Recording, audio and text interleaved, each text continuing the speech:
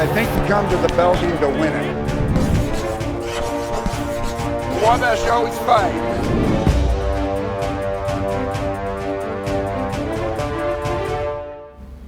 Good afternoon and welcome to the Don Morel Show, your chance to hear the thoughts and comments of the head football coach of the Little Giants. And Coach, we talked this week, a couple of important things to talk about. First, a really great come-from-behind victory at Hampden-Sydney 2 weeks ago, 29-28, and we'll get into the details of the final set of series of events that happened to be able to come away with that win. And then you are headed to the birthplace of college football this weekend. Wabash and Butler played the first ever college football in the state of Indiana, and they will renew the rivalry for 1 year this Saturday at 6 o'clock. So my first question for you is about that Hampden-Sydney game. You know, Hampden-Sydney ended up taking the lead 28-21. Had a play that you were hoping to set up maybe a chance to go fourth down. Didn't quite work out with some blocking and so forth. You knew you had to get a big turnover. How key was it for Jake Pash and that defensive unit that had really played so well all afternoon to come up with that huge turnover? Well, it was critical, and it was. I was hoping, best scenario is they'd punt the ball back to us, and we'd probably have 50 seconds left. We did have 2 timeouts remaining. Pash made a great play, stripped the guy clean. That was also great for our team. We've not had a win like that in a long time. And then clearly on offense, we'd kind of fallen asleep in the fourth quarter, woke up really quick. Went down and scored, hit the 2-point play, and we're fortunate to get out of there with the win. That's a good football team. Let's talk about the defensive play throughout the game. A really effective game, I thought, for your front line. The front four and the linebackers behind them. You were able to keep some pressure on their quarterback.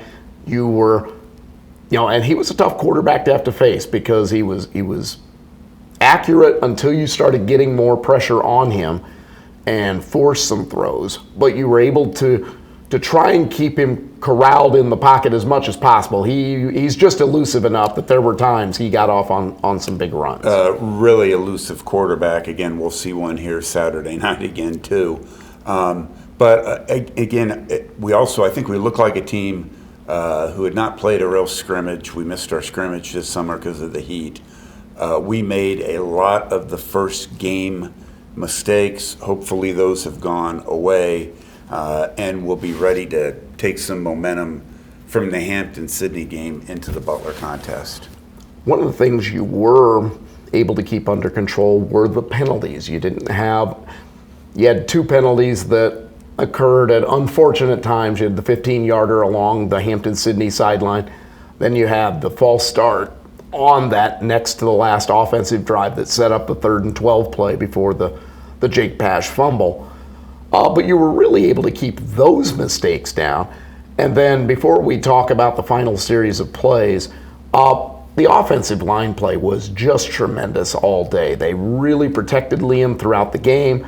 The opening series of the third quarter, you were able to just dominate the running game. And Donovan Snyder and Cade Campbell were just able to run the football, and the line really opened up some holes for them. How important was it for that group coming back in its totality from last year's group, so all 5 starters back, to be able to hit the ground running like that? Especially Saturday, last Saturday, Hampden-Sydney really dared us to run the football. They weren't going to let us throw the ball. Usually they had 6 defensive backs out there.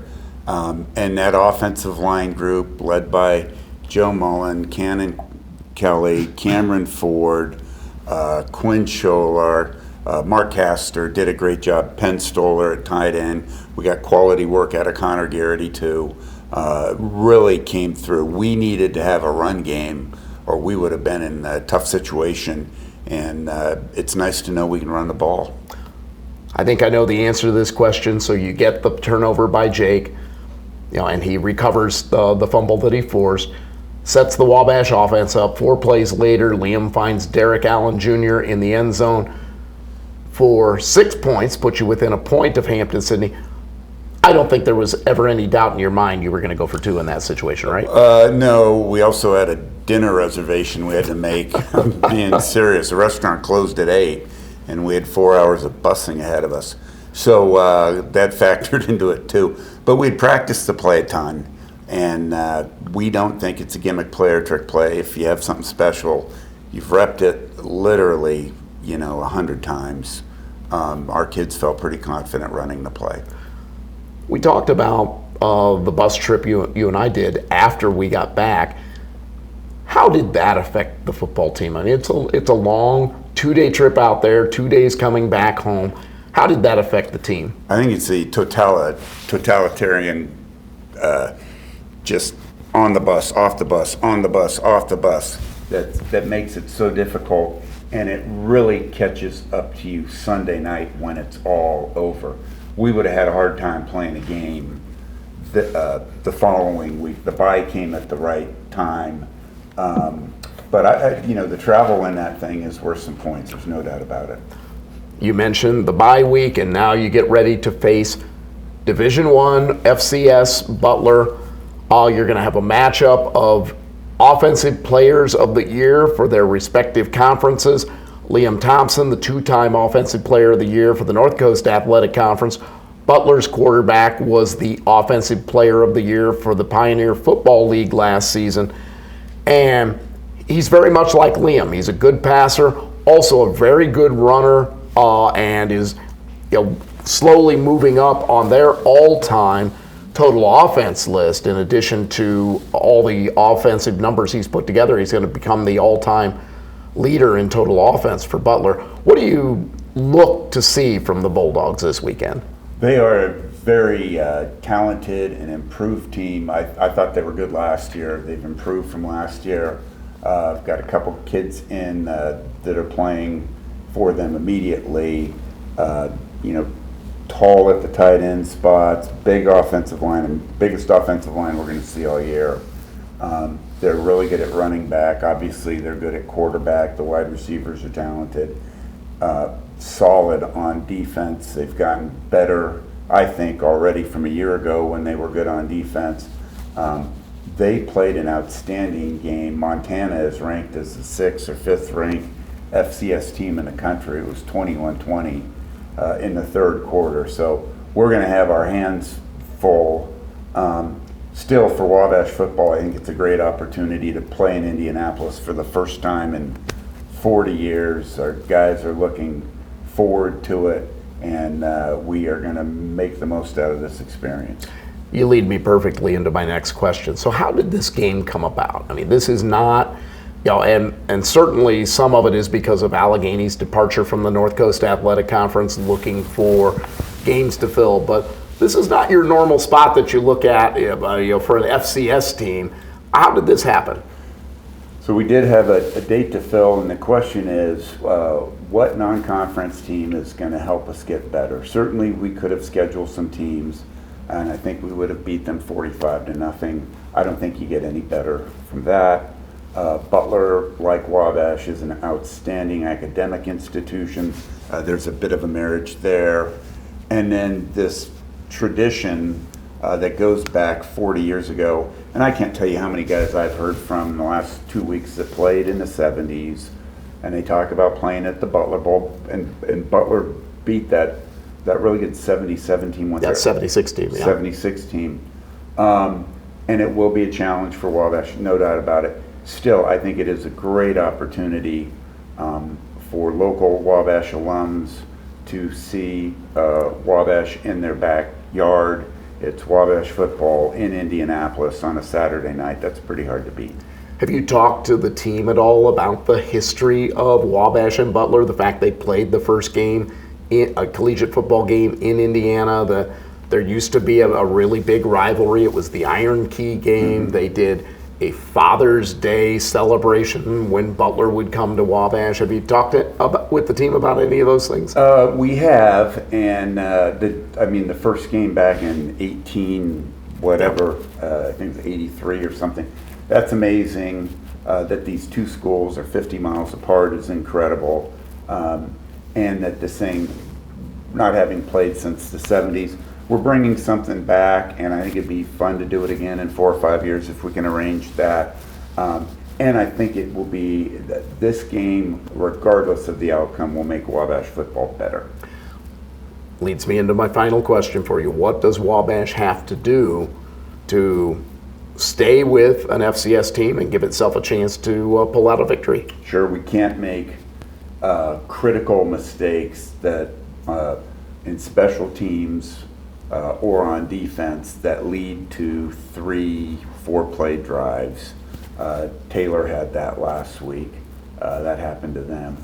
And then offensively, we absolutely cannot turn the ball over, and we're going to have to hit plays. You just can't show up and play a football game to beat Butler. You really are going to have to hit, on the offensive side, 6 or 7 or 8 plays to have a chance to beat them. One follow-up question to that.